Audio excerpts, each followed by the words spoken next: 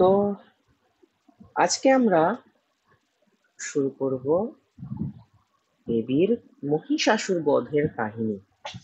তার আগে কালকে যখন আমি পড়াচ্ছিলাম তখন কিছু জায়গা ভ্রমবশত প্রমাদবশত আমি একটু ভুল বলে দিয়েছিলাম। তো সেইগুলোকে আজকে আমি একটুখানি ঠিক করে নিচ্ছি। যেমন একটা বলেছিলাম যে মার্কণ্ডেয় পুরাণের 89 থেকে, সরি, ওখানে লেখা ছিল 89, আমি ঠিক করে বলেছিলাম ওটা 79 হবে, কিন্তু ওটা মানে আমি ভেবেছিলাম যে ওটা প্রথম যে ডিজিটটা আছে সেটা ভুল আছে, নাহলে কি করে 89 থেকে 93 13টা হতে পারে। কিন্তু ওটা 79 থেকে তাহলে তো হবে না, ওটা হবে গিয়ে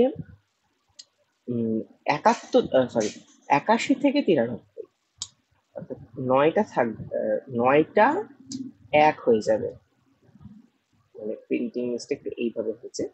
9টা 1 হয়ে যাবে, 81 থেকে 93, 81 82 83 84 85 86 88 88 90 90 91 92 93, 13টা অধ্যায় চণ্ডী চণ্ডী গ্রন্থটি। এখন আর একটা যেটি ঘটনা, আর কোথায় যেন ভুল বলেছিলাম,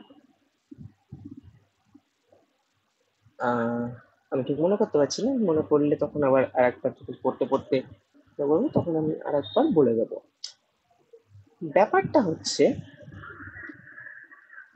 মহিষাসুর বধ, এটার একটা চিরাচরিত কাহিনী আমরা জানি, যে দেবী দশভুজা রূপে, সিংহবাহিনী রূপে মহিষাসুরকে বধ করেছে।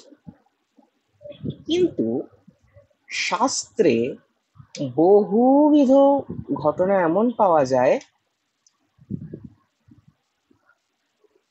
যেখানে দেবী মহিষাসুরকে বধ করেছিলেন, এবং সে নানা নানা পুরাণে, নানা তন্ত্রে পাওয়া যায়। আমি একটা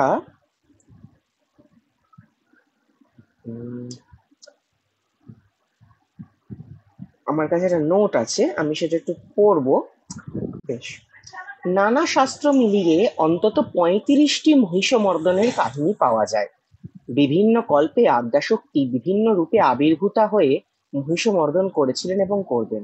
যেমন রম্ভকল্পে অর্থাৎ প্রথম কল্পে উগ্রচণ্ডা রূপে, নীলরোহিত কল্পে, দ্বিতীয় কল্পে ভদ্রকালী রূপে, বর্তমানে তৃতীয় কল্পে শ্বেতবরাহ কল্পে কাত্যায়নী রূপে, রৌরব কল্পে অষ্টাদশভুজা মহালক্ষ্মী রূপে, কন্দর্প কল্পে অষ্টভুজা বিজয়লক্ষ্মী রূপে, রথান্তর কল্পে শূলিনী দুর্গা রূপে, আবার এই শ্বেতবরাহ কল্পের পরবর্তী কল্পে মানে চতুর্থ কল্পে জগদ্ধাত্রী রূপে মহিষমর্দন করবেন।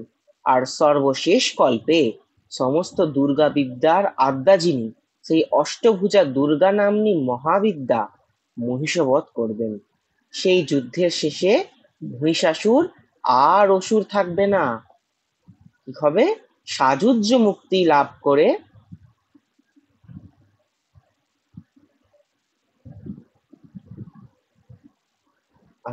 সাযুজ্য মুক্তি লাভ করে সে আসুরিক সত্তা থেকে মুক্ত হয়ে মায়ের আসন রূপে অধিষ্ঠিত হবে। তো মহিষাসুর বধের লীলা নানাভাবে ব্যাখ্যাত হয়েছে শাস্ত্রে, নানাভাবে মানে নানা কল্পে। যখন আগের দিন আমরা বলেছি যে কল্প কি, ব্রহ্মার এক দিনকে এক কল্প বলা হয়। তো এরকম বিভিন্ন কল্পে দেবী বিভিন্ন রূপে, সেখানে দেবীর হস্তের সংখ্যাও বিভিন্ন রকম। যেমন আমি আর একটা জিনিস দেখাই, পড়ে শোনাচ্ছি আমি।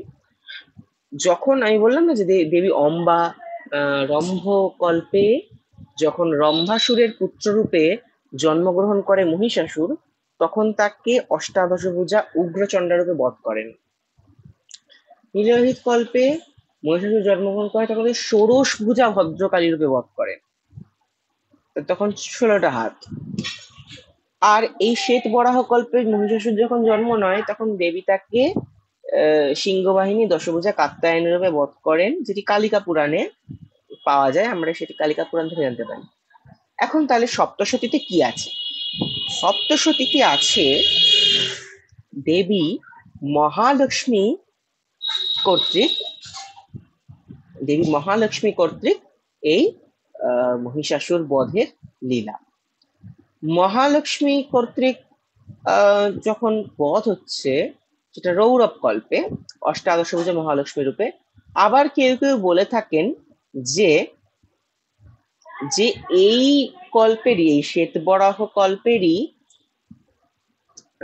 স্বয়ম্ভু ইয়েতে আপনার স্বয়ম্ভু মন্বন্তরে বা মানে অন্য অন্য মন্বন্তরে দেবী মহিষাসুরকে অষ্টাদশ ভুজা রূপে বধ করেন। আর এই কল্পের এই মন্বন্তরে, অর্থাৎ এই কল্পের বৈবস্বত মন্বন্তরে দেবী তাকে কাত্যায়ন রূপে বধ করেন, কিন্তু অন্য মন্বন্তরে দেবী তাকে অষ্টাদশ ভুজা মহালক্ষ্মী রূপে বধ করেন। কি বলেছে? সাবর্ণী মন্বন্তরে। সাবর্ণী মন্বন্তরে কিন্তু হতে পারে না সেটা। সেটা তাহলে কি হবে? সেটা স্বয়ম্ভুব মন্বন্তরে। তাহলে আরেকবার ক্লিয়ার করে দিই। তাহলে কি হলো ব্যাপারটা, যে এই শ্বেতবরাহ কল্পেরই স্বয়ম্ভুব মন্বন্তরে, মানে প্রথম মন্বন্তর যেটা স্বয়ম্ভুব স্বারচিষ, তারপরে এভাবে আসছে। তো স্বয়ম্ভুব মন্বন্তরে যেই ঘটনাটার উপর চণ্ডী আধারিত, এই চণ্ডী গ্রন্থে যেই মহিষমর্দনের লীলা পাওয়া যায়, সেখানে দেবী তাকে অষ্টাদশ ভুজা মহালক্ষ্মী রূপে বধ করেন। অষ্টাদশ ভুজা মহালক্ষ্মী রূপের বধ করার এই ঘটনাটি পাওয়া যাচ্ছে তাহলে আমাদের এই কল্পেরই স্বয়ম্ভুব মন্বন্তরে। আর এই কল্পেরই বৈবস্বত মন্বন্তরে, অর্থাৎ যেই মন্বন্তরে আমরা আছি, সেই মন্বন্তরে দেবীর দশভুজা দুর্গার কাহিনী পাওয়া যাচ্ছে। এরকম বহুবিধ কাহিনী পাওয়া যায়। এখন আমরা চণ্ডীতে প্রবেশ করব। ওম জয়ন্তী মঙ্গলা কালী ভদ্রকালী কপালিনী দুর্गा श्रीरक्षमाधात्री स्वाहा स्वधा नमोस्तुते। देवी प्रपन्नार्तिहरे प्रसीद प्रसीद मातोर्जगतोऽखिलस्य प्रसीद विश्वेश्वरि पाहि विश्वं त्वमीश्वरी देवी चराचरस्य।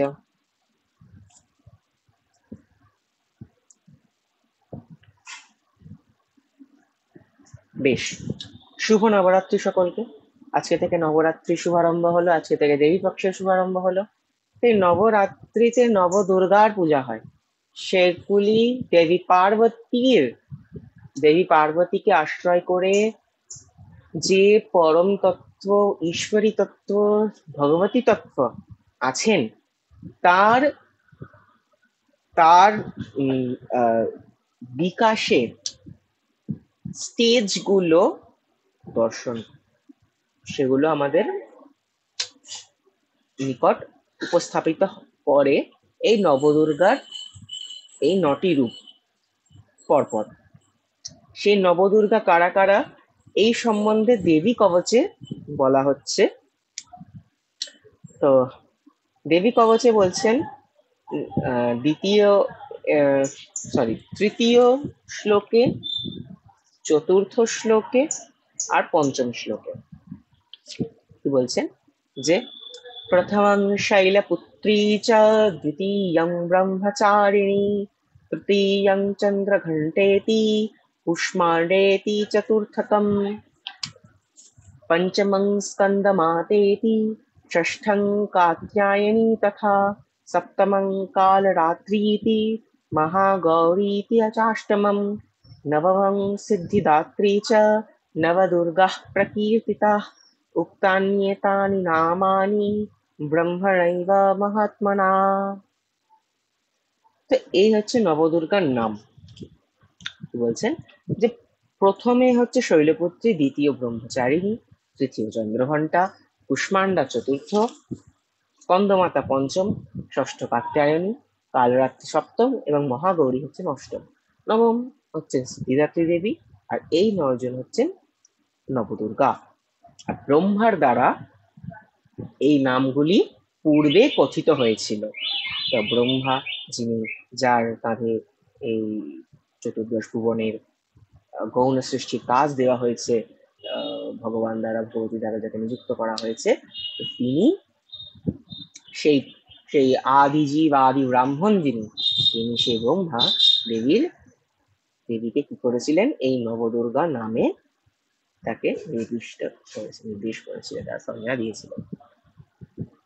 ব্রহ্মাজি কিন্তু অনেক কিছু করেছে। ব্রহ্মাজি দেখছে, ব্রহ্মদেব আমাদের, তিনি আগের দিনই আমরা দেখলাম যে তিনি কি করছেন, তিনি এই অসুরদয়কে বধ করার জন্য দেবীর বোধন করছেন বলা যেতে পারে, দেবীকে আহ্বান করছেন, দেবীর ধ্যান করছেন। তাকে আমরা ব্রহ্মাকৃত যোগ মায়া স্তব পড়েছি, মহামায়া স্তব পড়েছি, মায়া স্তব পড়েছি, মায়া একই। তো সেখানে আমরা পড়েছি দেবীর স্তব। আবার যখন রামচন্দ্রের সাথে রাবণের যুদ্ধ হচ্ছে, সেটি অন্য পুরাণে পাওয়া যায়। তো সেইখানে কিন্তু আবার ব্রহ্মা দেবীর বোধন করছেন রামচন্দ্রের জন্য।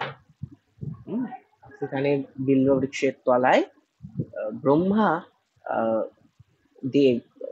তন্ত্রোক্ত দেবী সূক্ত পাঠ করে সেখানে একটি স্তব করছেন, খুব সুন্দর, সেটি বীজের প্রয়োগ আছে, তার দ্বারা দেবীর বোধন করছেন এইভাবে। বেশ, তাহলে এইবার কি হলো, কালকে আমরা কোথায় ছেড়েছিলাম দেখি। কালকে মেধা ঋষি বলছেন যে আমি এইবার তোমাদের কাছে এই দেবীর মহিমা বা আবির্ভাবের বিষয় বর্ণনা করছি, শোনো। তাহলে দেবীর আবার কিভাবে আবির্ভাব হয়েছিল, অন্য অন্য কনটেক্সটে, অন্য কোনো প্রবলেম যখন হয়েছিল দেবতাদের মধ্যে, তখন দেবী যখন আবার আবির্ভাব হয়েছিল তাদেরকে রক্ষা করতে। দুষ্টের দমন, শিষ্টের পালন, জানি ভগবান আর ভগবতী তারা সময় হেল্প করে থাকেন। ভগবান যেমন যুগে যুগে সম্ভবামি যুগে যুগে ভগবান অবতার গ্রহণ করেন, এবং ভগবতীও অবতার তো গ্রহণ করেন, অ্যাকচুয়ালি অবতার বলা যেতে পারে না, অবতার মানে অবতরণ করেন, তিনি বিভিন্ন রূপে। যেমন শক্তি, বিজ্ঞান বলে যে শক্তিকে সৃষ্টি করা যায় না, ধ্বংস করা যায় না, এক এক শক্তির ফর্ম থেকে অন্য শক্তির ফর্মে রূপান্তর করা যায় মাত্র। যেমন দেবী তো চিন্ময়ী শক্তি, তিনিও এক একভাবে নিজেকে প্রকাশিত করে থাকেন, প্রকাশিতা করে থাকেন। ঠিক আছে। হ্যাঁ, কালকে আমি বলেছিলাম যে সেটি যে যে আমি কালকে উল্লেখ করছিলাম যে বেদোক্ত রাত্রি সূক্ত, কিন্তু ঋগ্বেদোক্ত রাত্রি সূক্ত নয়, সেটি সেটি তন্ত্রোক্ত রাত্রি সূক্ত। তন্ত্রোক্ত রাত্রি সূক্ত যেটি আমরা কালকে ব্রহ্মস্তব পড়লাম, সেটাকেই তন্ত্রোক্ত রাত্রি সূক্ত বলা হয়। ঠিক আছে, আমি ভুল করে বেদোক্ত রাত্রি সূক্ত বলেছি, কারণ বেদেও একটি রাত্রি সূক্ত আছে, মানে বেদে একটি করে রাত্রি সূক্ত আছে, একটি করে দেবী সূক্ত আছে। আবার তান্ত্রিক একটি রাত্রি সূক্ত আছে, একটি দেবী সূক্ত আছে। তান্ত্রিক মানে তন্ত্রে আছে এমন নয়, কিন্তু দুর্গা সপ্তশতী যেহেতু শাক্ততন্ত্রের সাথে ওতপ্রোতভাবে জড়িত, তাই দুর্গা সপ্তশতীতে এই যে প্রথম অধ্যায়ে এই যে ইয়েটা আছে, ব্রহ্মকৃত স্তবটি আছে, সেটাকেই বলা হয় তান্ত্রিক রাত্রি সূক্ত। আর আবার পরবর্তী অধ্যায়ে একটি আমরা পাবো, মন্ত্রাবলী আছে, সেইগুলিকে বলা হচ্ছে তান্ত্রিক দেবী সূক্ত। আবার নারায়ণী স্তব আছে, ইত্যাদি ইত্যাদি। বেশ, তো এই দুটো ভুল আমি ঠিক করে নিলাম, আপনারা দয়া করে আমাকে যেগুলো মার্জনা করবেন। হয় কখনো কোনো নার্ভাসনেসে বা বলতে গিয়ে প্রমাণ বশত হয়ে যায়। বেশ, আজকে আমরা দ্বিতীয় অধ্যায় শুরু করব। দ্বিতীয় অধ্যায়ের যে মধ্যম চরিত্র পড়ব। মধ্যম চরিত্রটা বেশ ইন্টারেস্টিং, কারণ এইখানে এই মহিষাসুর কিভাবে নিজেকে ইন্টেলিজেন্ট প্রমাণ করছে একটা বর দিয়ে, এবং দেবীর যখন যুদ্ধযাত্রার বর্ণনা হচ্ছে, দেবীর অস্ত্রশস্ত্র সজ্জা ইত্যাদি খুবই মনোগ্রাহী হচ্ছে। অথা দ্বিতীয় অধ্যায়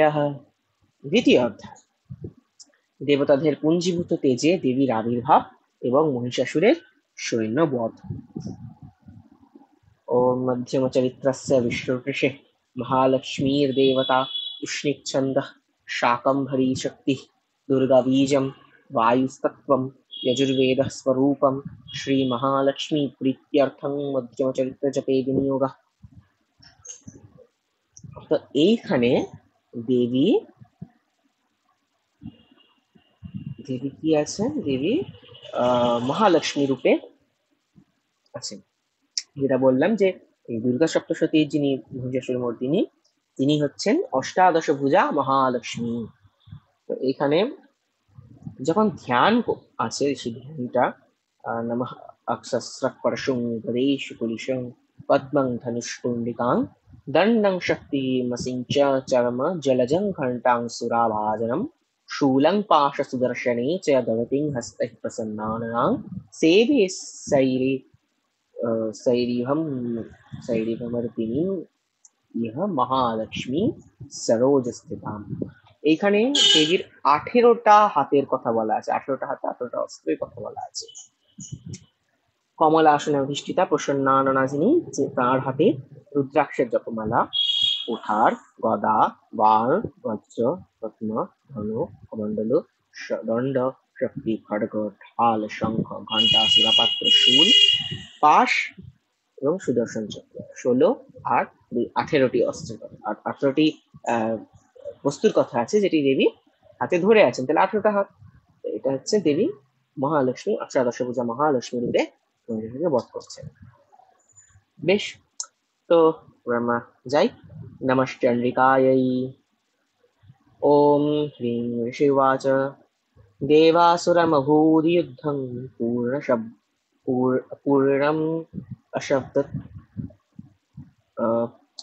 पूर्णम् अब्दशतं पुरा।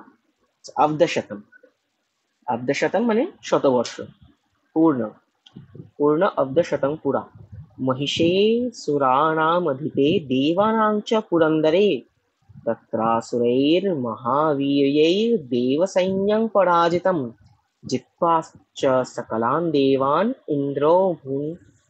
इन्द्रोऽभूत् महिषासुरः। ततः पराजिता देवाः पद्मयोनिं प्रजापतिं पुरस्कृत्य गतास्तत्र यत्रेष गरुडध्वजौ।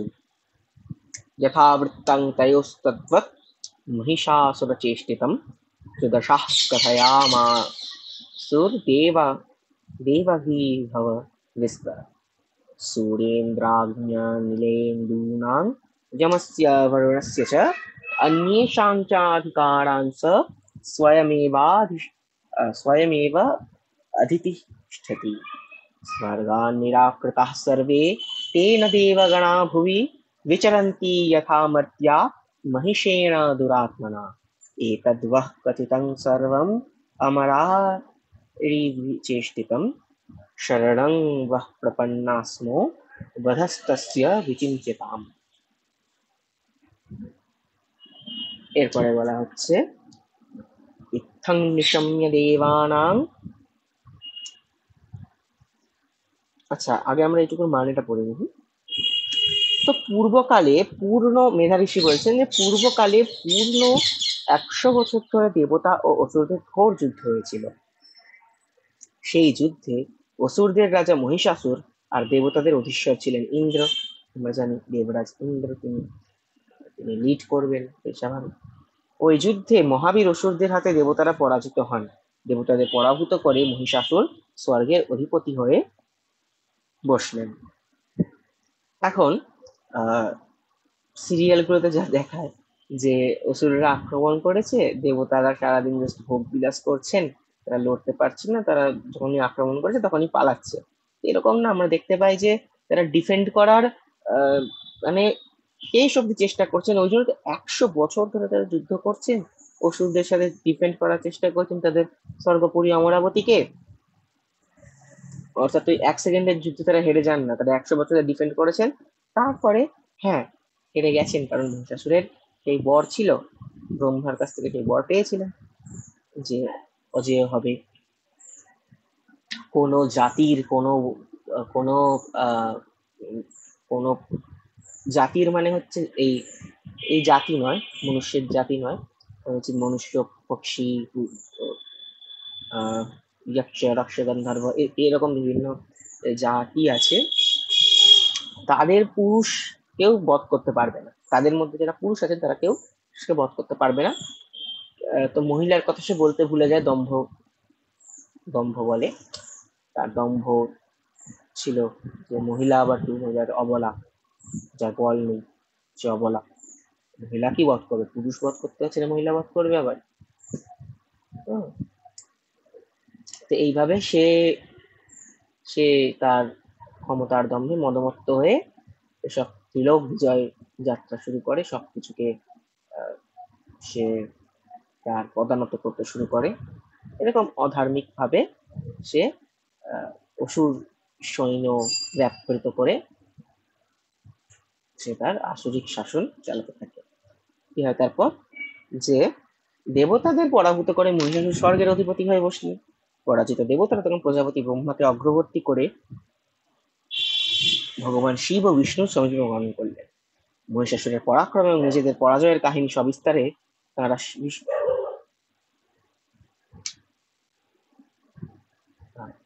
তারা শিব ও বিষ্ণুর কাছে বর্ণনা করলেন। তারা বললেন, হে ভগবান, সূর্য, ইন্দ্র, অগ্নি, বায়ু, চন্দ্র, যম, বরুণ ও অন্যান্য দেবতাদের অধিকার হরণ করে মহিষাসুর নিজেই সব অধিকার করে বসেছে। সেই দুরাত্মা মহিষাসুর সব দেবতাদের স্বর্গ থেকে বিতাড়িত করে দিয়েছে। সেই সব দেবতারা এখন মানুষদের মতো পৃথিবীতে বিচরণ করছেন। অসুরদের দৌরাত্ম্যের সব কথাই আমরা আপনাদের জানালাম। আমরা এখন আপনাদের শরণাপন্ন হলাম। আপনারা এই মহিষাসুর বধের কোনো ব্যবস্থা করুন। তারপর বলা হচ্ছে, ইত্থং নিশম্য দেবানাং বচাংসি মধুসূদন চকার কোপং শম্ভুশ্চ কুটিলানদং ততোতি কোপপূর্ণস্য চক্রিণো वदनात् ततः निश्चक्राम महत्तेजो ब्रह्मणः शङ्करस्य च अन्येषां चैव देवानां शक्रादीनां शरीरतः निर्गतं च महत्तेजस्तच्चैकं समगच्छत अतीव तेजसः कूटं ज्वलन्तम् इव पर्वतं ददृशुस्ते शिलास्तत्र ज्वालाव्याप्तदिगन्तरम् अतुलं तत्र तेजः सर्वदेव शरीरजम् एकस्थं तत् अभुन्नारी व्याप्तलोकत्रयं कृशा यद् अभूत् यत् अभूत् शाम्भवं तेन अजायत तन्मुखं याम्येन चाभवन् केशा बाहवो विष्णु तेजसा। তো এখন দেবতারা অর্থাৎ ব্রহ্ম শিবা ব্রহ্ম শিব আদি ইন্দ্র আদি দেবতারা, ভগবান বিষ্ণু সবাই কি হলেন, এই সংবাদ শুনে ভীষণই কোপাবিষ্ট হলেন যে অসুরদের এরকম দুর্মতি, তারা দেবতাদেরকে স্বর্গ থেকে বিতাড়িত করেছে, এরকম অধার্মিক এবং আসুরিক ভাবে তারা 3 লোককে নিজের অধিকারে রেখেছে। অধিকারে রেখেছে বলতে তারা স্বেচ্ছাচারিতা করছে, প্রকৃতির একটা যে ভারসাম্য সেটা নষ্ট করছে তারা।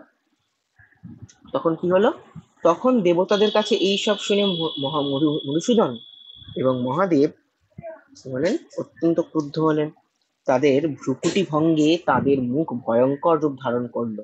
তখন অত্যন্ত ক্রোধান্বিত চক্রপাণি শ্রীবিষ্ণুর বদন থেকে এক মহাতেজ নির্গত হলো।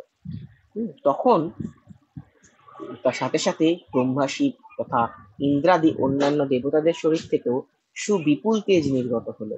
এই সমস্ত মিলে একত্র হয়ে গেল। মহা তেজের সেই পুঞ্জীভূত রাশি এক জ্বলন্ত পর্বতের মতো দেখা যেতে লাগলো।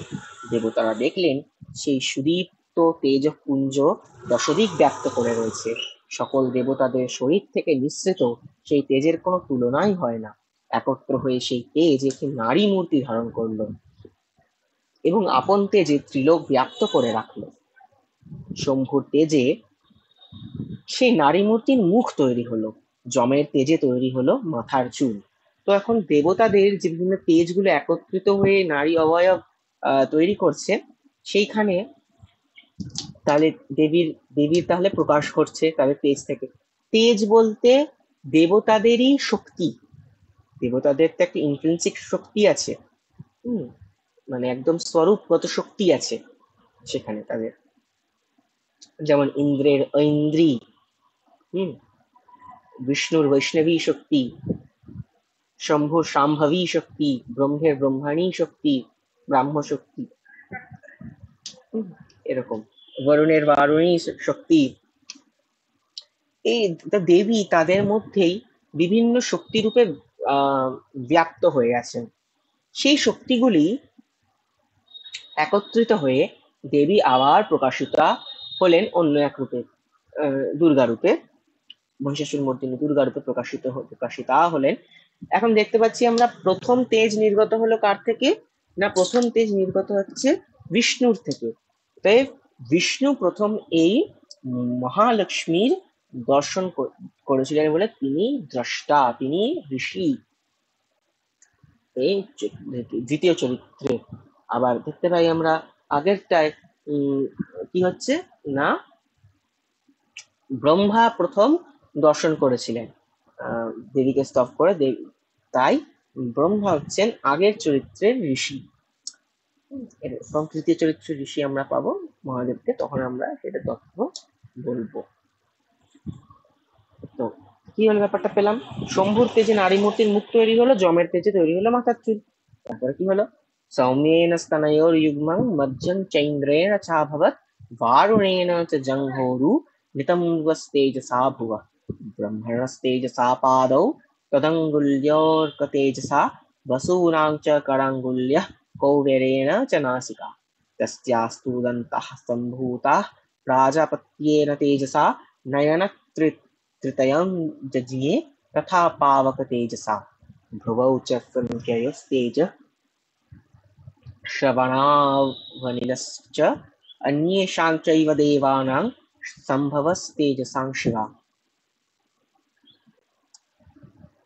ततः समस्तदेवानां तेजराशि समुद्भवां तां विलोक्य मुदं प्रापो रमणा महिषार्दिता। তো এর এক্ষুনি আমরা কি করলাম যে দেবতারা মহিষাসুর এবং তার দলবলের যে স্বর্গ দখল, ত্রিলোকের দখল, সেটা শুনে খুবই ক্রুদ্ধ হয়েছেন এবং প্রথমে মহাবিষ্ণুর তেজ নির্গত হলো এবং তারপরে শিব, ব্রহ্মা, ইন্দ্র আদি দেবগণেরও তেজ নির্গত হলো এবং তারা শূন্যে কি করলো, শূন্যে একটি দেবী মূর্তি প্রকাশ করলো। যেহেতু তাদের ভ্রুকুটি ভঙ্গে তাদের তেজ থেকে দেবী নির্গতা হলেন, তো তিনি শক্তি, তিনি কেবলই শক্তি। যেমন আমরা একটু আগেই বলছিলাম যে শক্তিকে ধ্বংস করা যায় না, সৃষ্টি করা যায় না। লৌকিক জগতেও যেমন বৈদ্যুতিক শক্তি কে ধ্বংস করা যায় না, সৃষ্টি করা যায় না। কি হয়, শক্তি যখন লাইট জ্বলছে বা ফ্যান চলছে, তো বৈদ্যুতিক শক্তি সেখানে আলোক শক্তিতে রূপান্তরিত হচ্ছে বা যান্ত্রিক শক্তিতে রূপান্তরিত, যার ফলে এই ফ্যান চলছে। তেমনি দেবতাদের মধ্যে যে ইন্ট্রিনসিক শক্তি আছে, যেমন ইন্দ্রের ঐন্দ্রী, কুবেরের কৌবেরী, বিষ্ণুর বৈষ্ণবী শক্তি, শম্ভুর শাম্ভবী শক্তি, সেগুলিই একত্রিত হয়ে যে নারী মূর্তি ধারণ করলো, দেবী অবয়ব ধারণ করলো। সেইখানে শম্ভুর তেজে নারী মূর্তির মুখ তৈরি হলো, যমের তেজে মাথার চুল তৈরি হলো। তারপর থেকে আমরা পড়ছিলাম বিষ্ণুর তেজে তৈরি হলো তার বাহু সকল, চন্দ্র তেজে তার স্তনযুগল, আর ইন্দ্রের তেজে শরীরের মধ্যভাগ, বরুণের তেজে জঙ্ঘা এবং উরুদ্বয়, পৃথিবীর তেজে তার নিতম্ব উদ্ভূত হলো, ব্রহ্মার তেজে পদযুগল, সূর্যের তেজে পদযুগলের অঙ্গুলি সকল, অষ্টবসুর তেজে হাতের সকল আঙুল এবং কুবেরের তেজে তার নাসিকা উৎপন্ন হলো, প্রজাপতিগণের তেজে দন্ত পাটি এবং অগ্নির তেজে 3টি চক্ষু উৎপন্ন হলো, সন্ধ্যা দেবীর তেজে তার ভ্রু যুগল, এবং বায়ুর তেজে কান দুটি এবং এই রকম অন্যান্য দেবতাগণের তেজপুঞ্জ থেকেও সেই মঙ্গলময়ী দেবীর আবির্ভাব হলো। তারপর সমস্ত দেবতাদের তেজ রাশি সম্ভূতা দেবীকে দেখে মহিষাসুর পীড়িত দেবগণ আনন্দিত হলেন। তাহলে যে দেবীর প্রকাশ সম্পন্ন হলো। এরপর দেবী তো রণাঙ্গনে এমনি খালি হাতে যেতে পারেন না। দেবীকে এখনো রণভূষণে সাজাতে হবে। তারপরে দেবীর হাতে অস্ত্র তুলে দিতে হবে, এটা খুব ইম্পর্টেন্ট। আমি ছোটবেলায় পার্সোনালি করতাম, ছোটবেলায় মহালয়া দেখতাম ক্লাস 2, 3, 4, 5 এই সময়, তখন খুব ক্রেজ ছিল তখন আমার মহালয়ার। কি করতাম, একটা খাতা নিতাম, খাতা নিয়ে বসতাম মহালয়ার সময়, আর কে কোন অস্ত্র দিল সেগুলো নোট ডাউন করতাম, বেশ মজা লাগতো সেগুলো। বেশ মুখস্থও হয়ে গেছিল খানিক বড় হতে হতে। কিন্তু দেখতাম প্রতিবার মহালয়া না ভিন্ন ভিন্ন ব্যাপার বলছে, মানে একজন কখনো বলছে যে জম দিল খড়গ, আবার পরের বছরের মহালয়ায় বলছে না কাল দিল খড়গ, এরকম জম দিল কাল দণ্ড, এরকম বিভিন্ন কনফিউশন ছিল। তখন তো আমরা শাস্ত্রের প্রতি এতটা ঝুঁকিনি ছোটবেলায়, কিন্তু এখন শাস্ত্র পড়লে আমরা জানতে পারি যে বিভিন্ন কল্পে, আমি আজকে সেশনেই বলেছি, রেকর্ডিংটা দেওয়া থাকবে, সেটা খুব প্রথম 10 মিনিটটা খুব ইম্পর্টেন্ট, যে বিভিন্ন কল্পে দেবী বিভিন্ন রূপে মহিষাসুরকে বধ করছেন, কখনো ষোড়শ ভুজা রূপে, কখনো অষ্টাদশ ভুজা রূপে, কখনো অষ্টভুজা রূপে, কখনো আবার দ্বাদশ ভুজা রূপে, কখনো দশভুজা রূপে। এই কল্পে এই রিসেন্ট টাইমে দেবী দশভুজা রূপে কাত্যায়ন রূপে বধ করেছেন। কিন্তু এই যে চণ্ডীতে যে মহিষাসুর বধের কাহিনী পাই, সেখানে দেবী মহিষাসুরকে অষ্টাদশ ভুজা 18 হাতে মহালক্ষ্মী রূপে বধ করেছেন। এখানে কিন্তু কাত্যায়নী দশভুজার কথা পাই না আমরা, দশভুজার কথা পাই আমরা কালিকা পুরাণে। এইটা হচ্ছে অন্য অন্য মন্বন্তরের বা অন্য কল্পের মহিষাসুর বধের ঘটনা, তবে এটাও ইন্টারেস্টিং খুব। কি বলছে, শূলং শূলাদ বিনিষ্কৃত্য দদৌ তস্যৈ পিনাকধৃৎ চক্রঞ্চ দত্তবান কৃষ্ণঃ তমুৎপাদ্য সচক্রতঃ শঙ্খঞ্চ বরুণঃ শক্তিং দদৌ তস্যৈ হুতাশনঃ মারুতো দত্তবাংশ্চাপং বাণপূর্ণে তথেষ্যুধি। কি বললেন, ত্রিশূলধারী ভগবান শঙ্কর তার শূল থেকে শূলান্তর এবং ভগবান বিষ্ণু চক্র থেকে চক্রান্তর উৎপাদন করে ভগবতীকে দিলেন।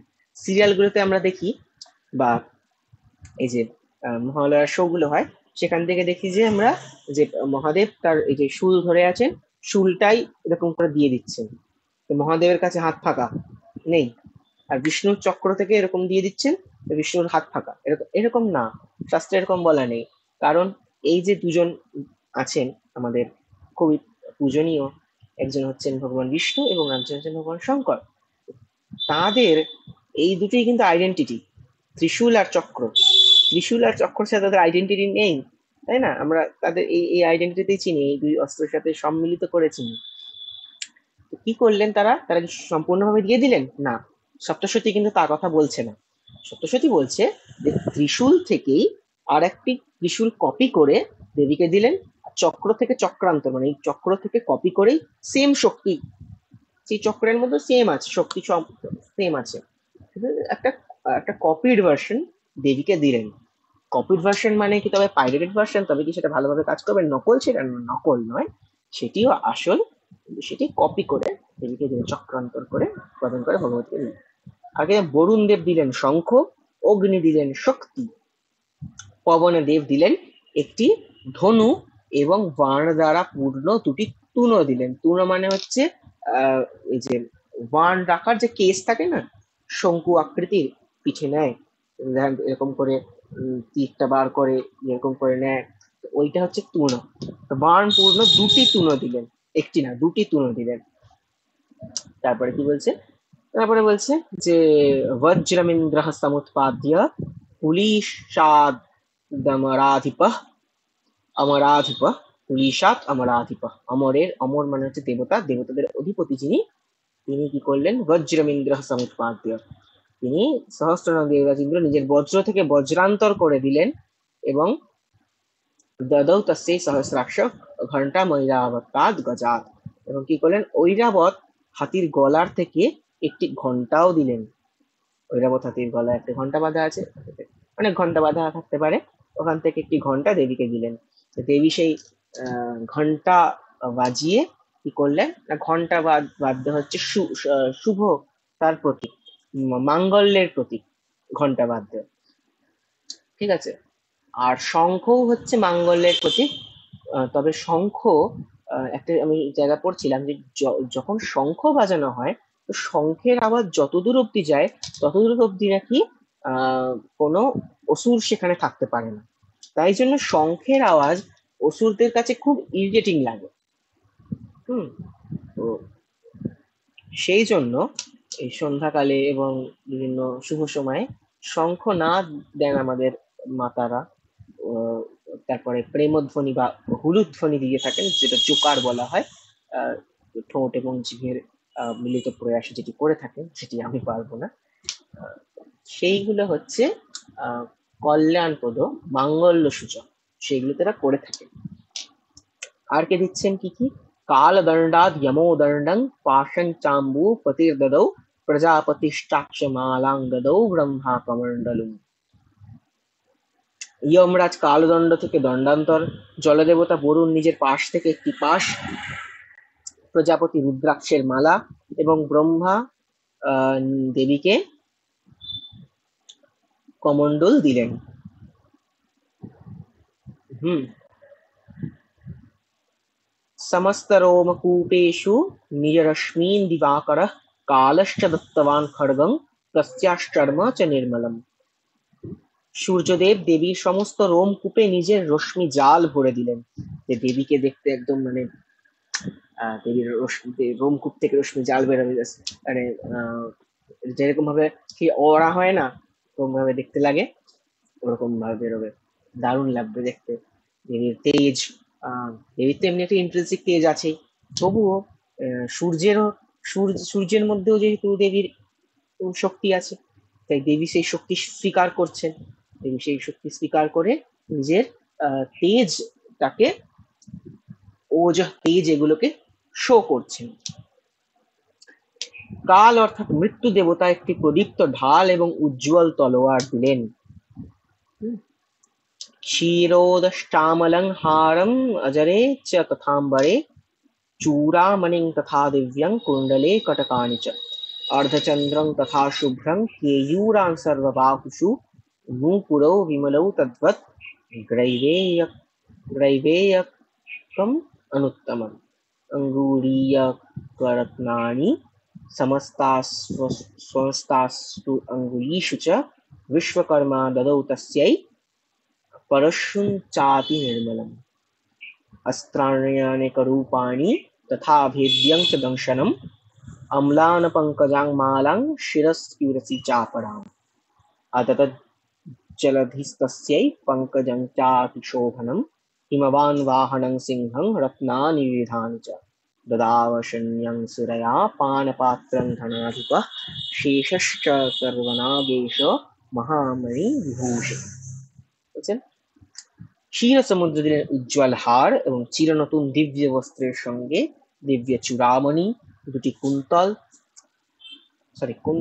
কুন্তল বা কুণ্ডল কি বলা হয়, হাতের বালা, ললাট ভূষণ, উজ্জ্বল অর্ধচন্দ্র, সকল বাহুর জন্য কেয়ূর, দুটি চরণের জন্য নির্মল নুপুর, অতি উত্তম কণ্ঠাভরণ, কণ্ঠাভরণ মানে হচ্ছে গলা ঢাকা থাকবে এমন এমন হার গয়না, কণ্ঠাভরণ, এবং সব আঙ্গুলের জন্য রত্নাঙ্গুল।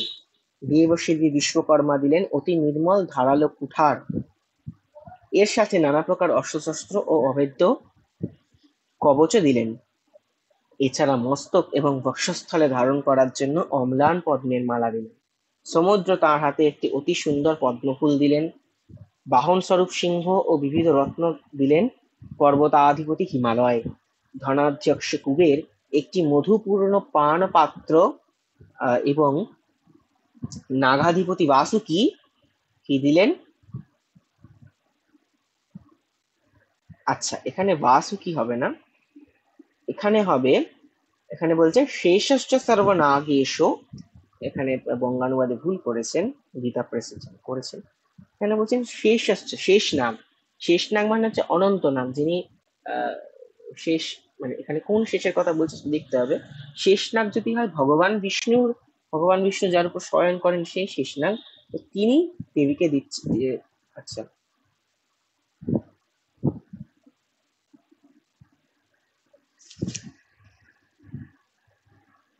আচ্ছা, এখানে তাহলে বাসুকির কথা বলছে না এখানে।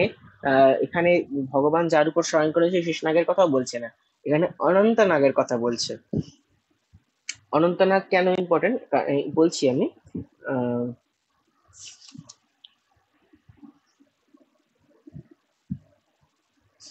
এখানে পরের শ্লোকটাই আমরা দেখি। এখানে বলছে নাগহারং দদৌ তস্যৈ ধত্তে হিয়া পৃথিবী ইমাম অন্যৈরপি সুরৈর দেবী ভূষণৈ আয়ুধৈ ভূষণৈর আয়ুধৈস্তথা।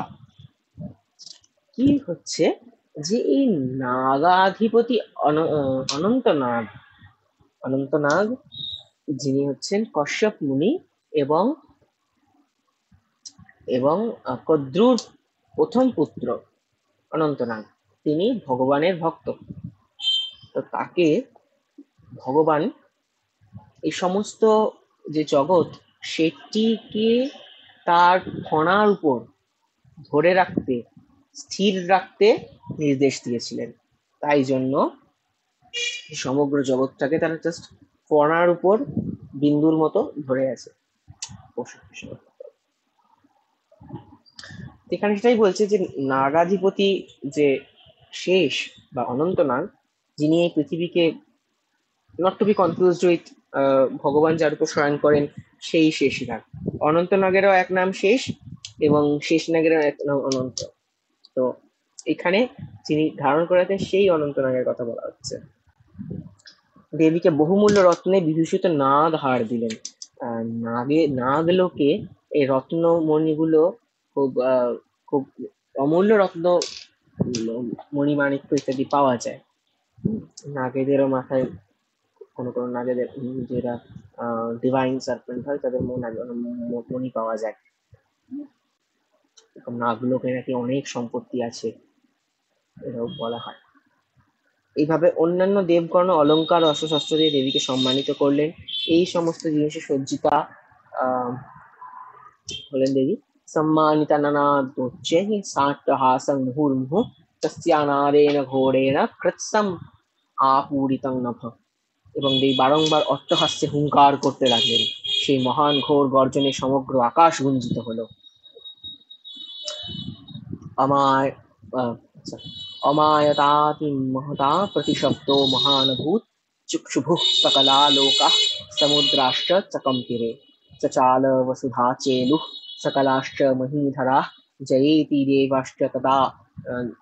देवाश्च मुदा तामुच्युः सिंहवाहिनीं तुष्टुभुर्मुनयश्चैनां भक्तिनम्रातत्वमूर्तयः दृष्ट्वा समस्तं संक्षुब्धं त्रैलोक्यम् अमरारयः सन्नद्धाखिलसंन्यास्ते समुत्तस्थूरुदायुधाः आह किमेतत् इति क्रोधाद् आभाष्य महिषासुरः।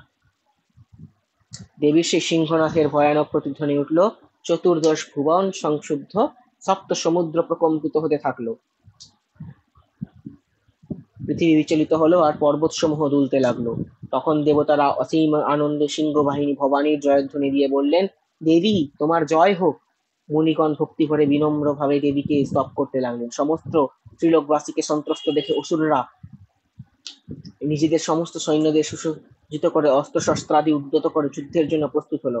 মহিষাসুর তখন ক্রোধে সেখানে এসে বলল, এসব কি? কিমে ইতি ক্রোধাদ আভাষ্য মহিষাসুর। এই লাইনটা আমরা আগেও শুনেছি, এই লাইনটা খুব ফেমাস লাইন। কিমে এতদ ইতি, কিম এতদ, কি এসব কি হচ্ছে? ইতি ক্রোধাদ আভাষ্য, এই ক্রোধে আভাষ্য বলল কে?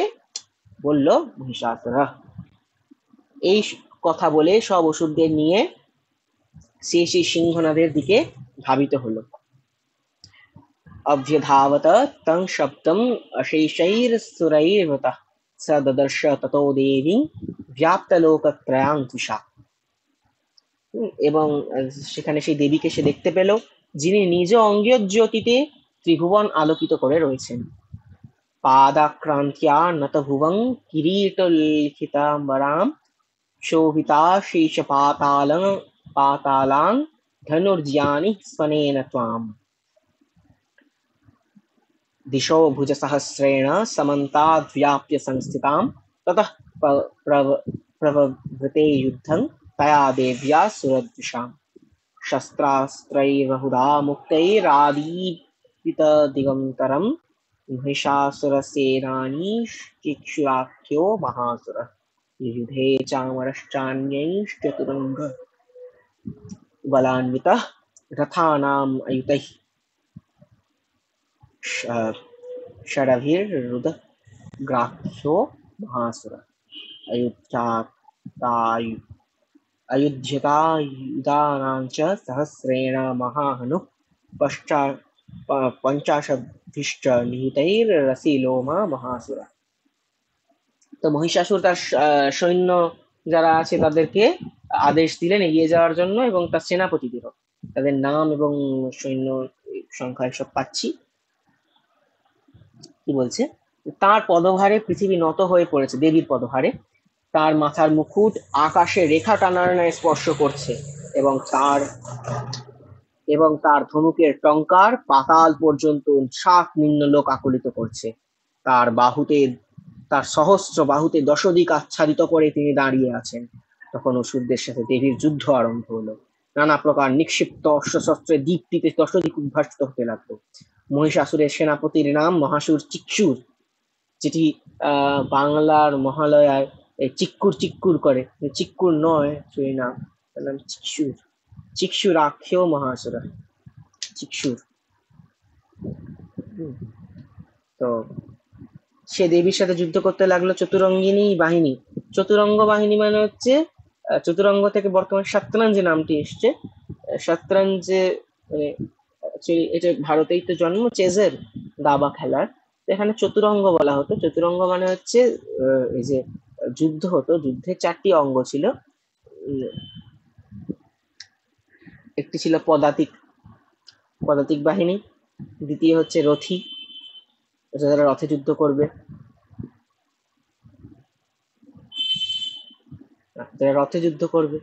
তৃতীয় হচ্ছে গজারোহী, যারা হাতিতে উঠে যুদ্ধ করবে, আর চতুর্থ হচ্ছে অশ্বারোহী, যারা অশ্বে উঠে যুদ্ধ করবে।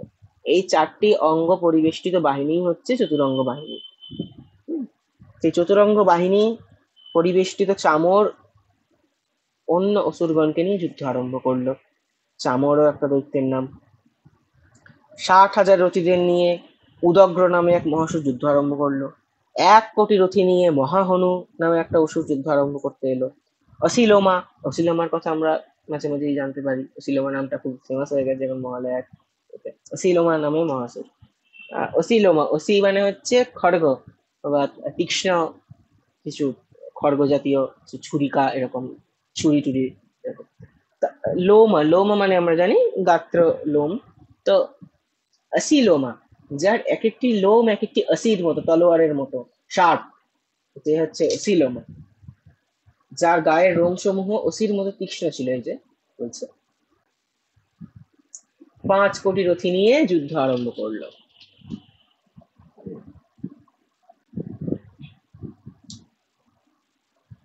তারপর আমরা পড়ে যাব এখন পরপর শ্লোকগুলো।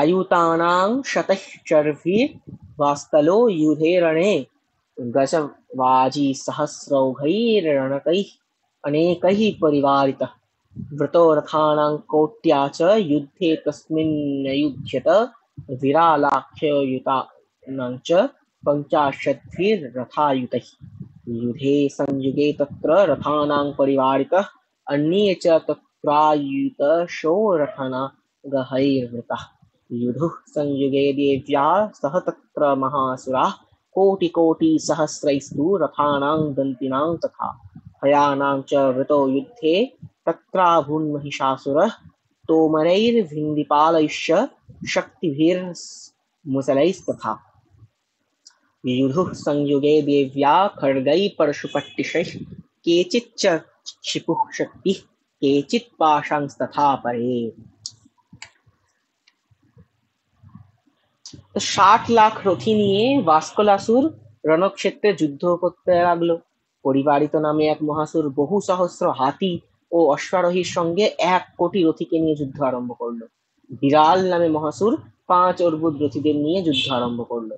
এরা ছাড়াও অন্যান্য বহু সংখ্যক মহাসুরগণ রথ, হাতি, ঘোড়া, সৈন্য সামন্ত নিয়ে দেবীর সাথে যুদ্ধ করতে লাগলো। স্বয়ং মহিষাসুর সেই যুদ্ধে কোটি কোটি সহস্র রথ, হাতি ও অশ্বারোহী সেনাদের নিয়ে যুদ্ধ আরম্ভ করলো।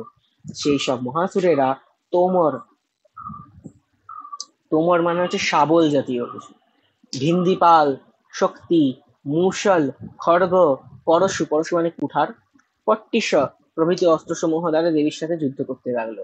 কিছু সংখ্যক অসুর আবার শক্তি, কেউ কেউ পাশ দেবীর উপর নিক্ষেপ করলো। পাশ মানে হচ্ছে রজ্জু টাইপের, দড়ি টাইপের, যেগুলি দিয়ে এই যে যারা হস্তি বা অশ্ব আছে তাদেরকে নিয়ন্ত্রণ করা হবে। এবং অঙ্কুশ হচ্ছে সেই দড়িটাকে একটা খোঁচা এরকম আঁকশির মতো থাকতো অঙ্কুশ, অঙ্কুশ থেকে অ্যাকচুয়ালি আঁকশি কথাটা এসছে। তো আঁকশির মতো থাকতো, সেটা দিয়ে কি করা হতো, সেই দড়িটাকে, এই লাগামটাকে এরকম টানা হতো, তার ফলে তাদের নিয়ন্ত্রণ করা হতো। হুম। আর চাপ, চাপ মানে আই থিঙ্ক ইয়ে আপনাদের যে চাবুকের মতো কিছু, ছোট চাবুকের মতো, যেটি দিয়ে সুদেরকে নিয়ন্ত্রণ করা হতো। তারপর বলছে দেবীং খড়গ প্রহারৈস্তু তেতাং হন্তুং প্রচক্রমু সাপি দেবী ততস্থানে শস্ত্রাণ্যস্ত্রাণি চণ্ডিকা লীলয়ৈব প্রচিচ্ছেদ নিজ শস্ত্রাস্ত্র বর্ষিণী অনা অনায়স্তাননা দেবী স্তূয়মানা সুরর্ষিभिः মুমুচাসুরदेहेषु शस्त्राण्यस्त्राणि चेश्वरी सोऽपि क्रुद्धो धृतो सतो देव्या वाहनकेशरी चचारासुरसैन्येषु वनेष्विव हुताशनः निःश्वासान्मुचेयांश्च युध्यमाना रणेऽम्बिका त एव सत्यसम्भूता गणः शतसहस्रशः युयुधुस्ते परशुभिर्भिन्दिपालासिपट्टिशैः। কি বলা হচ্ছে যে কেউ কেউ বা খড়গের আঘাতে দেবীকে বধ করার চেষ্টা করলো। দেবীকে বধ করতে যাচ্ছে, দেবী অনায়াসেই নিজের অস্ত্রশস্ত্র বর্ষণ করে অসুরদের সেই সব অস্ত্রশস্ত্রকে ছেদন করলেন। তার মুখের ওপর পরিশ্রম বা ক্লান্তির কোনো চিহ্ন মাত্র দেখা গেল না। দেবতা ও ঋষিগণ তাকে স্তুতি করতে থাকলে পরমেশ্বরী ভগবতী অসুরদের শরীরে অস্ত্রশস্ত্র আদি নিক্ষেপ করতে লাগলেন। দেবীর বাহন সিংহ ক্রোধে কেশর ফুলিয়ে অসুর সৈন্যের মধ্যে দাবানলের মতো বিচরণ করতে লাগলেন। রণক্ষেত্রে যুদ্ধ করতে করতে অম্বিকা দেবী যত নিঃশ্বাস ফেললেন, সেই সমস্ত নিঃশ্বাস হতে তৎক্ষণাৎ শত সহস্র শত সহস্র সহস্র দেবীর গণ অর্থাৎ দেবীর সৈন্য রূপে উৎপন্ন হলেন এবং পরশু, ভিন্দিপাল, খড়গ তথা পট্টিসাদি অস্ত্র দ্বারা অসুরদের বধ করতে লাগলেন। नाशयन्तोऽसुरगणान् देवीशक्त्युपबृंहिताः अवादयन्तपटहान् गणः शङ्खांस्तथा परे मृदङ्गांश्च तथैवान्ये तस्मिन् युद्धमहोत्सवे ततो देवी त्रिशूलेन गदया शक्तिवृष्टिभिः खड्गादिभिश्च शतशो निजघान् महासुरान् पातयामास चैवान्यान् घण्टास्वन्विमोहितान् असुरान् भुवि पाशेन बद्ध्वा चान्यानकर्षयत् केचिद्विधा कृतास्तीक्ष्णैः खड्गपातैस्तथा परे विपोथिता निपातेन गदया भुविशेरते विमुष्ट केचिद्रुधिरं मुसलेन भृशं हताः। বেশ, কি বললেন? আচ্ছা, আরেকটা শুরু। केचिन्निपातिता भूमौ भिन्नः शूलेन वक्षसि निरन्तराः शरौढेन कृताः केचिद् रणाजिरे। তো দেবীর শক্তিতে শক্তিমান হয়ে সেই দেবী সৈন্যেরা নাগারা ও শঙ্খ ইত্যাদি বাজাতে বাজাতে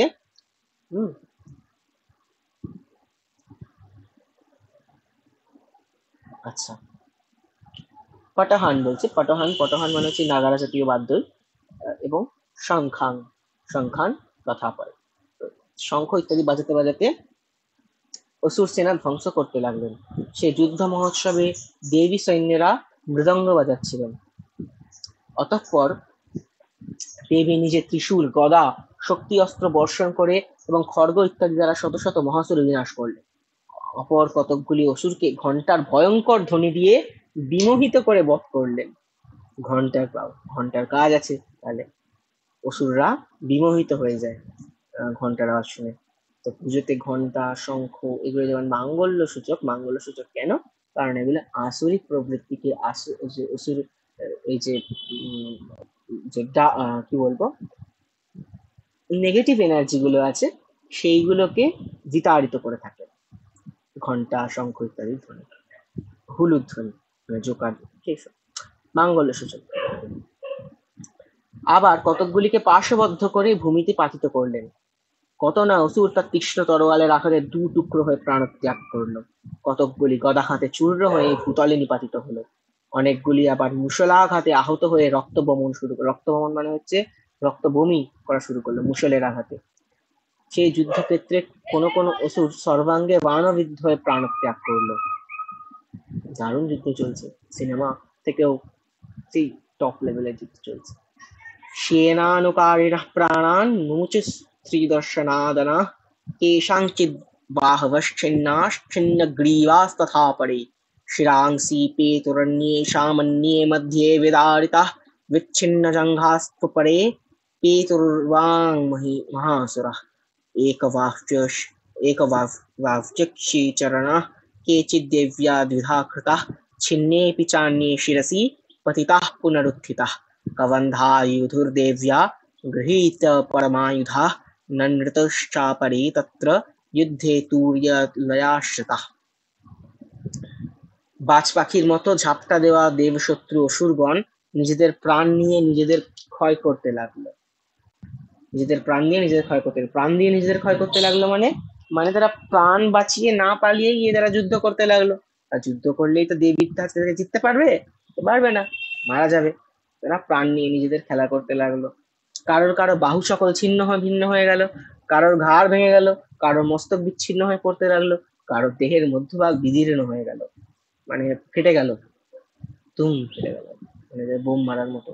কারণ দেবী সেখানে তার শক্তি অস্ত্র প্রয়োগ করেছেন, তার শক্তি মানে মিসাইলস এখনকার মতো সেটা প্রয়োগ করেছেন, তো তার মধ্যভাগ বিদীর্ণ হয়ে গেল, ফেটে গেল। এমন অস্ত্র দেবী প্রয়োগ করছেন। কতগুলি জঙ্ঘা ছিন্ন হয়ে মাটিতে লুটোতে লাগলো।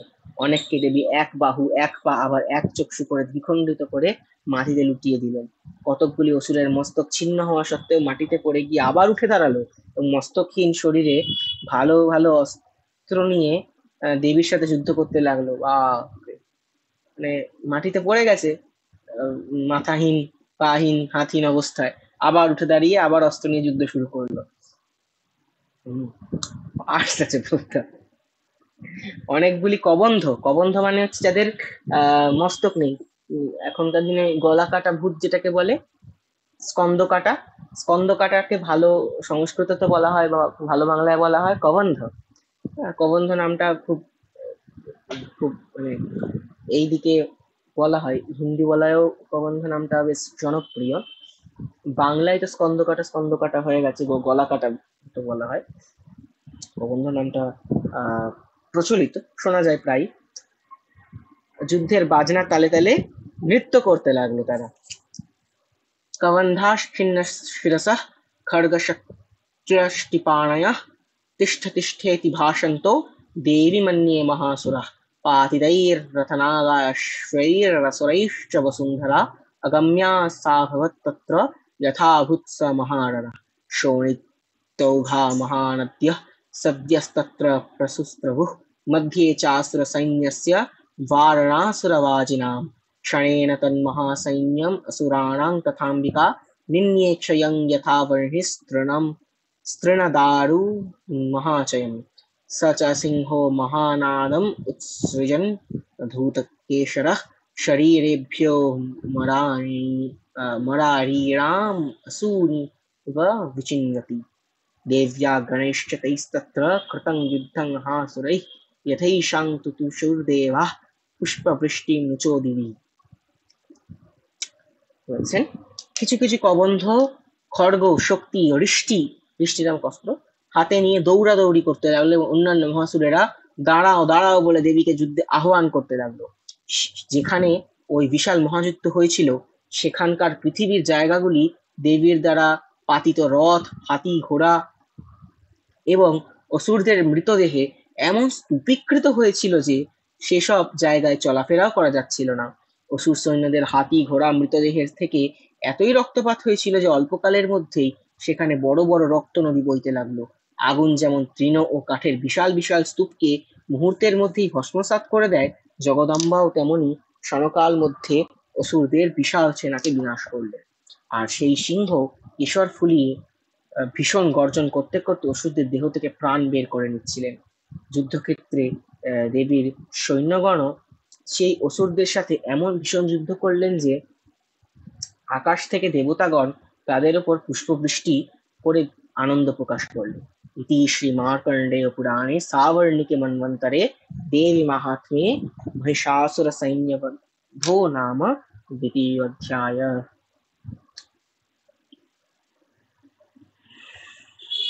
শ্রী মার্কণ্ডেয় পুরাণে সাবর্ণিক মন্বন্তরে দেবী মাহাত্ম্য প্রসঙ্গে মহিষাসুর বধ নামক দ্বিতীয় অধ্যায় সম্পূর্ণ হলো।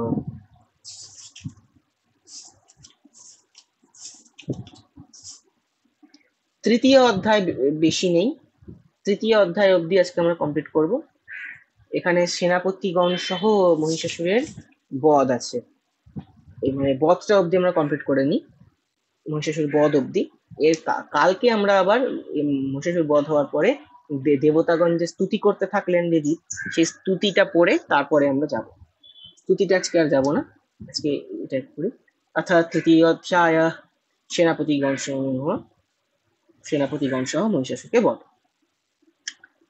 ऋषिर्वाच निहन्यमानं तत्सैन्यम् अवलोक्य महासुरः सेनानीश्चिक्षुरः कोपात् ययौ योद्धुम् अथाम्बिकां सदेवीं शरवर्षेण ववर्ष समरेसुरः यथा मेरुगिरिः शृङ्गं तोयवर्षेण तोयद तस्य चित्वा ततो देवी लीलयैव शरोत्करान् जघान तुरगान् अन्वाणैर्यन्तारं चैव वाजिनाम्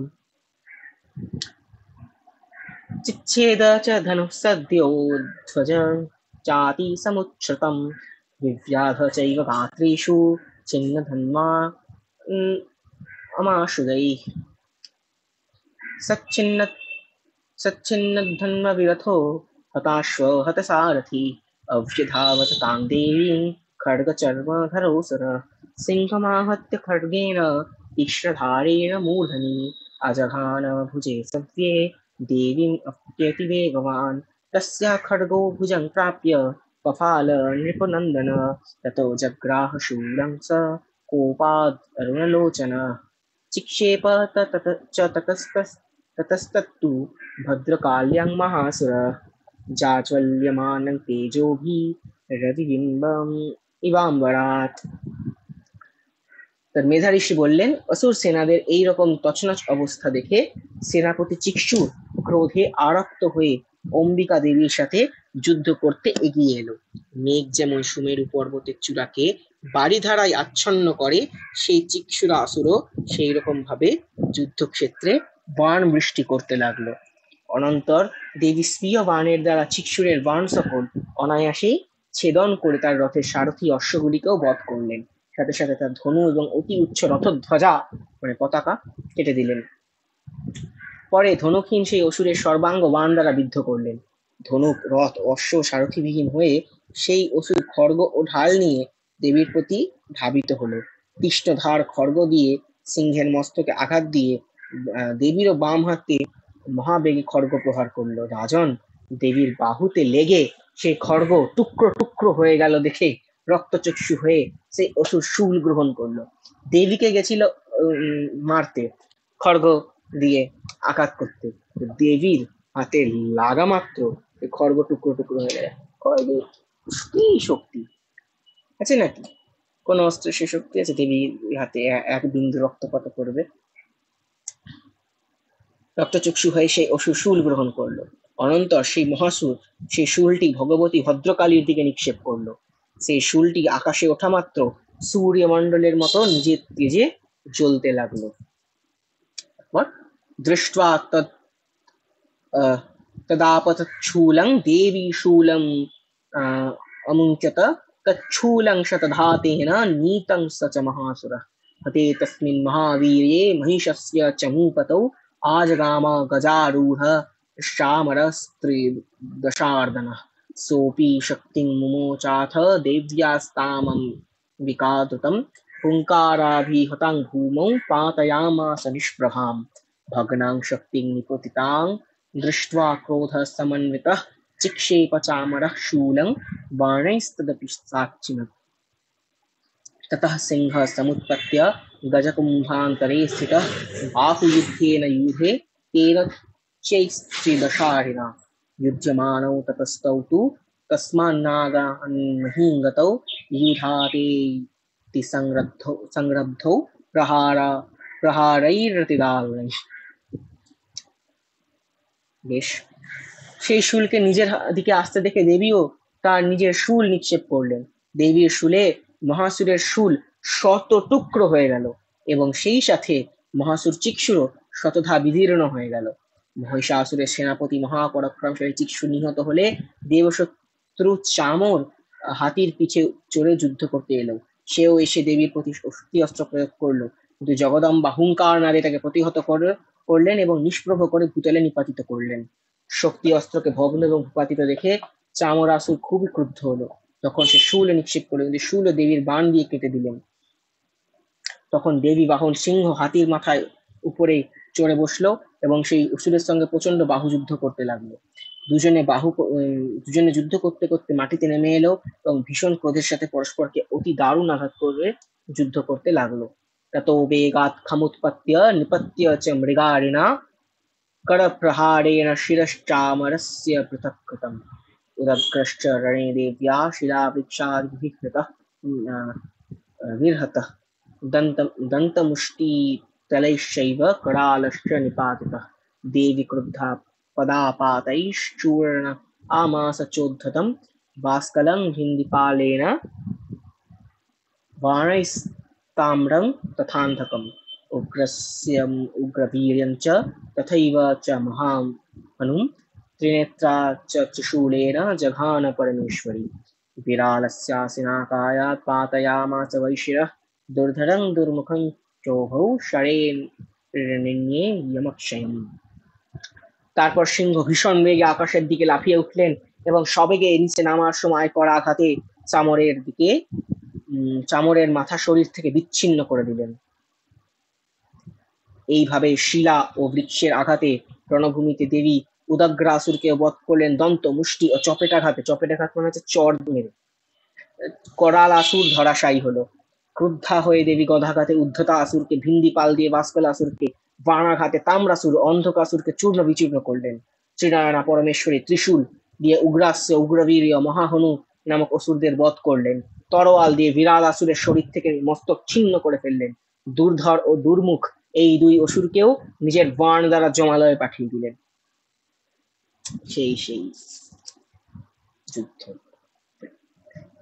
एवं संक्षीयमाणे तु स्वसैन्ये महिषासुरः माहिषेण स्वरूपेण त्रासयामास तान् गणान् कांश्चित्तुण्डप्रहारेण खुरक्षेपैस्तथा परान् लाङ्गुलताडितांश्चान्यान् शृङ्गाभ्यां च विदारितान् वेगेन कांश्चिदपरान् नादेन भ्रमणेन च निःश्वासपवनेनान्यान् पातयामास भूतले निपात्य प्रथमानीकम् अब्जधावतसोऽसुरः सिंहं हन्तुं महादेव्याः कोपं चक्रे ततोऽम्बिका सोऽपि कोपान् महावीर्यः क्षूरक्षुण्णमहीतलः शृङ्गाभ्यां पर्वतानुच्चाङ्क्षेप च ननाद च। এইভাবে নিজের সৈন্যদের বিনষ্ট হতে দেখে মহিষাসুর কি করলো? মহিষের রূপ ধারণ করে দেবীর সৈন্যদের ভীতি সঞ্চার করতে লাগলো। কাউকে নিজের মুখ দিয়ে আঘাত করে, কিছু সৈন্যকে ক্ষুরো প্রহারে, কাউকে কাউকে লেজের আঘাতে, কাউকে কাউকে আবার শিঙের আঘাতে বিদীর্ণ করে নিজের সৈন্যদের দ্রুত গতির দ্বারা, কিছুদের গর্জন দ্বারা, কাউকে কাউকে আবার চক্রাকারে ছোটাছুটি করে, আর অন্য অবশিষ্ট কিছুদের নিঃশ্বাস বায়ুর দ্বারা আকর্ষণে ভূতলশায়ী করে দিল। অর্থাৎ মহিষাসুর যদি পিছিয়ে থাকার এমন নয়, সেও দেবীর কাছে বর পেয়েছে, সরি ব্রহ্মার কাছে বর পেয়েছে, তো সেও নিজের বল দেখাতে লাগলো, নিজের শক্তি প্রদর্শন করতে লাগলো, এবং তার দ্বারাও কিন্তু দেবী যে সৈন্যদের তাদের ক্ষয়ক্ষতি হতে লাগলো। দেবীর প্রমথ সৈন্যদের এইভাবে নিপাতিত করে মহিষাসুর এইবার মহাদেবীর বাহন সিংহকে বধ করার জন্য ছুটে গেল। এতে জগদম্বা দেবী ভয়ানক ক্রুদ্ধা হলেন। তাতে আবার মহাপরাক্রমশালী মহিষাসুর অত্যন্ত ক্রুদ্ধ হয়ে পায়ের খুর দিয়ে ভূমি বিদীর্ণ করে নিজের শিং দিয়ে উঁচু উঁচু পর্বত শৃঙ্গ দেবীর দিকে নিক্ষেপ করে গর্জন করতে লাগলো। वेग भ्रमण विक्षुण्णा महीतस्य व्यशीर्यत लाङ्गुलेना हतश्चाद्धि प्लावयामास सर्वतः धृतशृङ्ग विभिन्नाश्च खण्डं खण्डं ययुर्घनाः श्वासानिलास्ताः शतशो निपेतुर्नभसोऽचलाः इति क्रोधसमात्मातम् अपात् आपतन्तं महासुरं दृष्ट्वा सा चण्डिका कोपं तद्वधाय तदाकरोत्। सा क्षिप्ता तस्य वै पाशं तं वबन्ध महासुरं तत्याज माहिषं रूपं सोऽपि बद्धो महामृधे।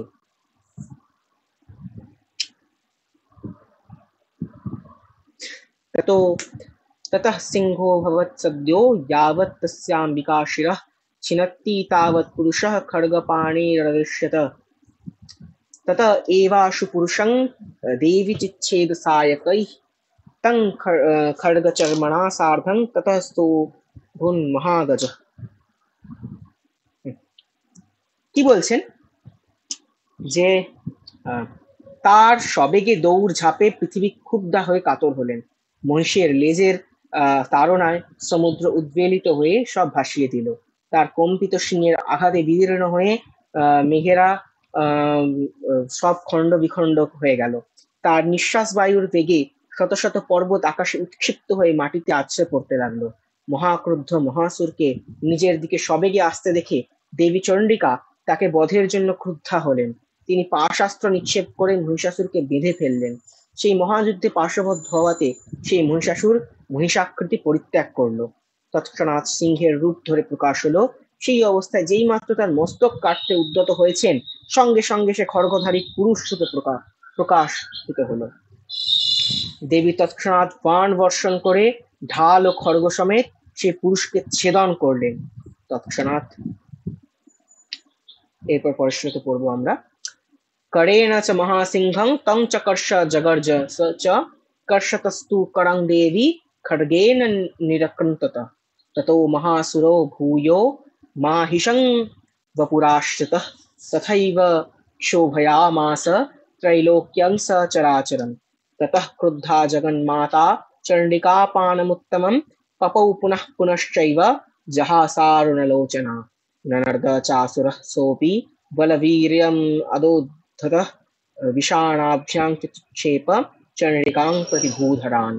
सा च तान् प्रहीतांस्तेन चूर्णयन्ती शरोत्करैः उवाच तं मदोद्धूत मुखरागाकुलाक्षरम्। তো কি হলো, সে তৎক্ষণাৎ সে কি করলো, তৎক্ষণাৎ সে বিশাল হাতির রূপ ধারণ করলো। মায়াবী অসুর সে মায়ার দ্বারা এইভাবে বিভিন্ন রূপ ধারণ করে দেবীর সাথে যুদ্ধ করতে লাগলো। সেই বিশাল হাতি নিজের সুর দিয়ে দেবী যখন সিংহকে আকর্ষণ করে গর্জন করতে লাগলো। সুর দিয়ে আকর্ষণের সময় দেবী খড়গ দিয়ে তার সুরটি কেটে ফেললেন। তাতে সেই মহাসুর আবার মহিষের শরীর ধারণ করলো। আগের মতোই মহিষ রূপে চরাচর প্রাণী সমেত ত্রিভুবন দিকশুদ্ধ করতে লাগলো। অনন্তর জগন্মাতা চণ্ডিকা ক্রুদ্ধা হয়ে পুনঃ পুনঃ উত্তম এবার যেটা হবে,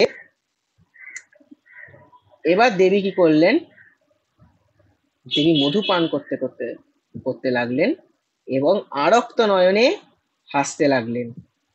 ওদিকে সেই মহাসুর দৈহিক বল ও পরাক্রমে মত্ত হয়ে গর্জন করতে লাগলো এবং নিজের শিং দিয়ে চণ্ডী দেবীর উপর বড় বড় পাহাড় ছুটতে লাগলো। দেবী তার বাণ দিয়ে সেই নিক্ষিপ্ত পর্বত সমূহকে চূর্ণ করে মধুর মাদকতায় রক্তিম মুখে বিজড়িত স্বরে বললেন।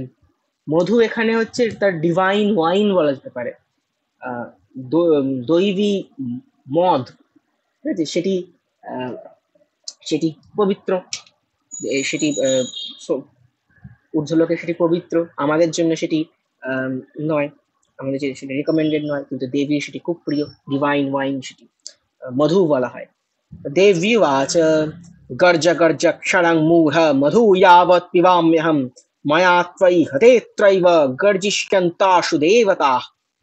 এটা খুবই, এটা আমরা সবাই রিলেট করতে পারি। মহালয়া শোনা, সিরিয়ালগুলোতে শোনা, বা মহালয়া যখন বিভিন্ন চ্যানেলে হয় সেগুলোতে আমরা শুনেছি, বা বিশেষ করে শুনেছি বীরেন্দ্র কৃষ্ণ ভদ্রের মহালয়ায় দেবী তাকে এই যে থ্রেট দিলেন, যেটা বলছেন গর্জ গর্জ ক্ষণাং মূঢ়, হে মূঢ় গর্জন করতে থাকো, গর্জন করতে থাকো, এই কিছুক্ষণের জন্য গর্জন করতে থাকো।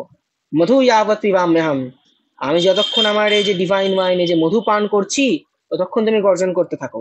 মায়া ত্রয়ী হতে ত্রৈব, এই যে এক্ষুনি এই যে আমি তোমাকে যে বধ করব, আমার দ্বারা তুমি বোধিত হলে কি হবে?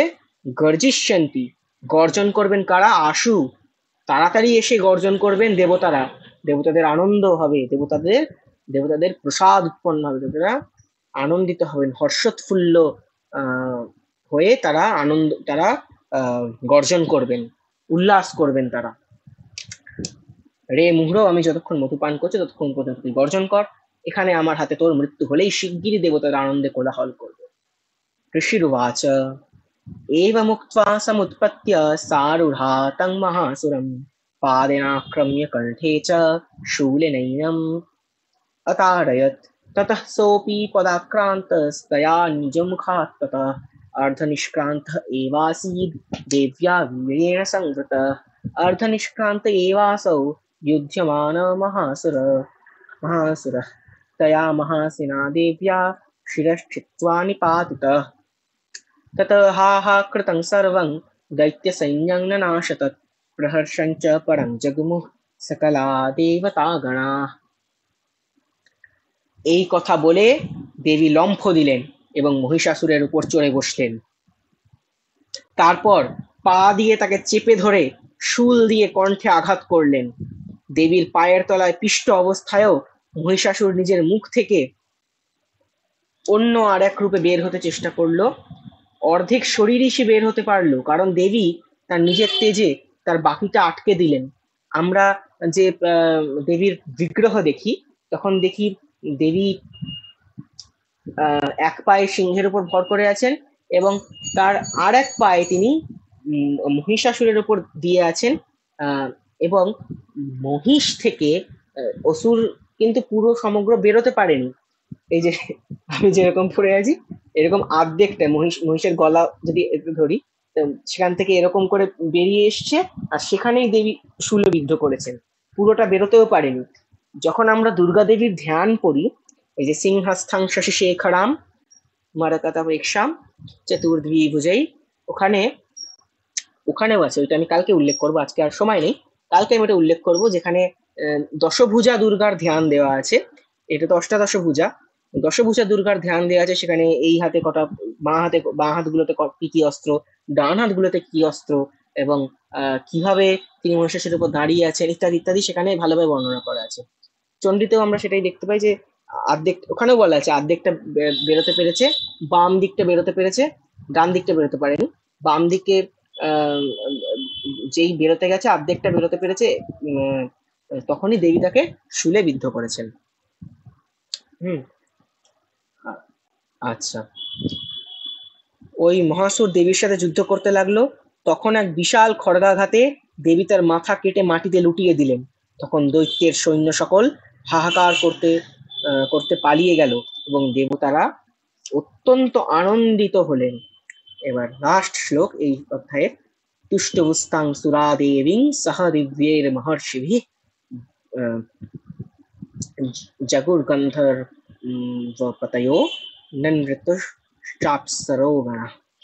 দেবতারা স্বর্গীয় মহর্ষিদের সাথে একত্র হয়ে দুর্গা দেবীকে স্তুতি করলেন, গন্ধর্বপতিগণ গান করলেন, আর অপ্সরাগণ নৃত্য করতে লাগলেন। इति श्रीमार्कण्डेय पुराणे सावर्णिक मन्वन्तरे देवी महात्म्ये महिषासुरवधो नाम তৃতীয়োধ্যায়। তো তৃতীয় অধ্যায় সমাপ্ত হলো। এরপর ইন্দ্রাদি দেবতাগণ দেবীর স্তুতি করবেন, কারণ দেবী তাদের শত্রু যে মহিষাসুর তাকে বধ করে দিয়েছেন।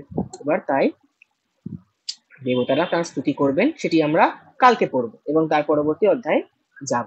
তো এই নিয়ে এই পর্যন্ত কারোর প্রশ্ন থাকলে সে অবশ্যই এই গ্রুপে করতে পারে, কারো ডাউট থাকলে জিজ্ঞেস করতে পারে।